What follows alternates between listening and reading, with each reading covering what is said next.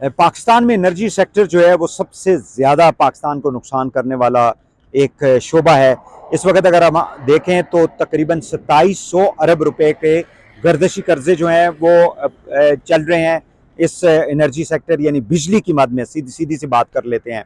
और दूसरा जो है 1700 अरब हर साल जो है वो कैपेसिटी चार्जेस में अदा कर दिए जाते हैं। अवाम के कीमती पैसे, खून पसीने के पैसे जो टैक्सों में दिए जाते हैं या बिलों में दिए जाते हैं, जो बड़े बड़े बिल लोगों को, एक कमरे के बिल वालों को भी हज़ारों रुपए जो है उसके बिल आ जाते हैं। और ये वही वजह है कि जो अशराफिया है, जो पाकिस्तान के अंदर चंद दर्जन बिजली बनाने वाले कारखाने हैं, वो कैपेसिटी चार्जेस के मद में जो है, यानी आपने बिजली ली है या नहीं ली, बिजली आपने बनाई है या नहीं बनाई, लेकिन आपको ये सैकड़ों अरब रुपए जो हैं वो तोहफे में दे दिए जाते हैं, जिसकी वजह से आज हम पाकिस्तान इस जगह पे पहुंच चुका है कि पाकिस्तान का 80% हमारा जो जीडीपी का हिस्सा है, यानी अगर 100 रुपये हम समझे कि पाकिस्तान के पास हैं तो 80 रुपये हमने या 85 रुपये कर्ज अदा करने हैं, सिर्फ 15 रुपये हमारे पास हैं।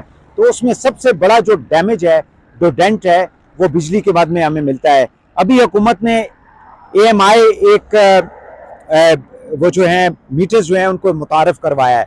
उसका मतलब ये है कि एडवांस्ड स्ट्रेटजी जो है उसके मुताबिक एक नए मीटर्स जो है उनको लगाने की हुकूमत ने एक मुहिम शुरू की है।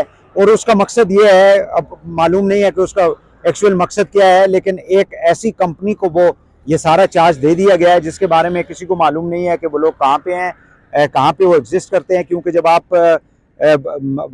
IESCO के लोगों यानी जितनी भी डिस्ट्रीब्यूशन कंपनीज हैं उनके पास जब आप जाते हैं तो वो ये कहते हैं जी कि थर्ड पार्टी जो है उसका ये काम है। और तकरीबन 58,000 रुपये 3 फेज के मीटर के ऊपर जो है वो चार्ज कर रहे हैं इस वक्त लोगों से। और 58,000 यानी 60,000 तकरीबन जो है वो चार्ज किए जा रहे हैं। और अगर किसी शख्स का नॉन पेमेंट की वजह से मीटर कट जाता है तो उसको भी जो है वो पुराना मीटर नहीं दिया जाएगा, बल्कि नए मीटर के लिए उसको 60,000 रुपये एक्स्ट्रा जो है वो दिए जाएंगे। तो ये बुनियादी तौर पे देखें, हमारी जो इस पूरे एनर्जी सेक्टर के अंदर जो गवर्नमेंट्स की माजी के अंदर नाकामियाँ रही हैं। दूसरी बात ये है कि जो कंपनियां हैं बुनियादी तौर पे वो लोगों को जिस तरह से टैक्सेस 8-10 किस्म के टैक्स जो हैं वो बिल के अंदर आपको मिलेंगे, यानी पता नहीं कितने किस्म के तो सरचार्ज हैं। अगर 10,000 का बिल है तो 5,000 रुपये उसके ऊपर टैक्सेस जो हैं वो लगा के भेज दिए जाते हैं। एक कमरे के घर में रहने वाला भी 20,000 का बिल देता है, जिसकी अपनी इनकम जो है वो महीने की 15,000 नहीं होगी। तो वो खाएगा क्या? वो बच्चों की फीसें कहाँ से अदा करेगा? वो बच्चों का जो सेहत का सहूलियात हैं, अगर वो बीमार हो जाते हैं तो वो पैसे कहाँ से लेकर आएगा? किराए के पैसे कहाँ से लेकर आएगा? तो ये वो सारे मसाइल हैं बेसिकली ये एनर्जी सेक्टर के साथ। बार बार इसके ऊपर सवाल किया जाता है। अब आपको मालूम है कि एक गौर इजाज साहब हैं जो कि पहले एप्टेबा के प्रेसिडेंट चेयरमैन रहे हैं, ऑल पाकिस्तान टेक्सटाइल एसोसिएशन के। अब उन्होंने कोई वहाँ पे कोई रियल एस्टेट के अंदर भी कारोबार कर रहे हैं। ये जो 6 महीने की हुकूमत थी काकर साहब की, उसके अंदर वजीर भी रहे हैं वो। और चंद माह पहले जो उन्होंने कुछ बवेला शोर मचाना शुरू कर दिया, यही जो आपका कैपेसिटी चार्जेस की जो पेमेंट्स होती थी। और कुछ अरसा वो प्रेस कॉन्फ्रेंसेस करते रहे, सारा कुछ करते रहे। अचानक से हमने देखा कि वो खामोश होकर बैठ गए और हुकूमत जो है वो ये कहती रही कि इनके कुछ ऐसे मुतालबात हैं इस्लामाबाद के अंदर जिसकी वजह से हुकूमत के ऊपर ये प्रेशर डाल रहे हैं। तो अब बज़ाहिर लगता ये है कि शायद वो मुतालबात हुकूमत ने मान लिए होंगे, लेकिन बात वो बिल्कुल सच्ची और खरी कर रहे थे, लेकिन अब वो खामोश होकर बैठ गए हैं। इसका मतलब है कि जो वजीर हैं तवानाई के या बिजली के, उन्होंने भी कहा है जी कि ये जो कैपेसिटी चार्जेस हैं ये किसी सूरत में इनको रोका नहीं जा सकता और ये इसी तरह हम अदा करते रहेंगे। तो इससे आपको जाहिर होता है कि हमारी जो पॉलिटिकल लीडरशिप है, हमारी जो गवर्नमेंट है, उसकी एनर्जी सेक्टर समेत तमाम जो गवर्नेंस के पाकिस्तान के अंदर जो मसाइल हैं उस हवाले से उनकी अप्रोच क्या है, उनकी सोच क्या है, वो क्या करना चाहते हैं। और ये बिजली के बिलों ने तो लोगों को यानी तबाह बर्बाद करके रख दिया। आप यकीन करें कि लोगों के पास खाने के लिए नहीं है, लेकिन वो बिजली का बिल वो अदा करने के लिए परेशान होते हैं।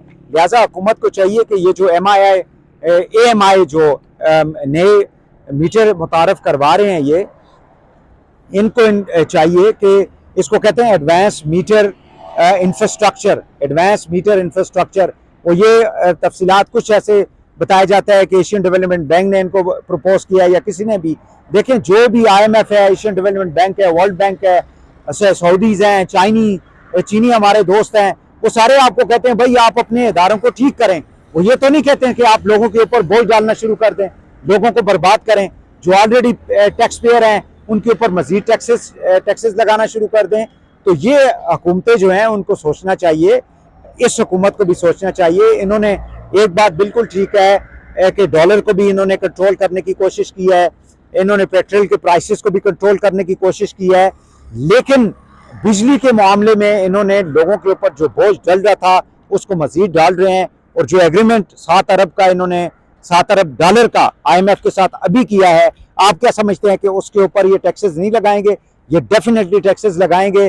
और ये मामला जो इस वक्त पार्लियामेंट के अंदर 26वीं आईनी तरमीम, सुप्रीम कोर्ट के अंदर जो चल रहा था मामला, ये नई रिस्ट्रक्चरिंग और 3 साल के लिए चीफ जस्टिस को ये तैनात कर दिया, इसकी वजह से ये सारा मामला जो है ये दब गया है। लेकिन इस वक्त बिजली के मामले में जब तक हुकूमत जो है वो इसको ठीक नहीं करेगी तो यकीनी तौर पे अवाम के ऊपर महंगाई का बोझ जो है वो इसी तरह पड़ा रहेगा और लोग जो हैं वो इसी तरह परेशान रहेंगे और बिजली के बिल भी शायद अदा ना कर सकें आने वाले दिनों में।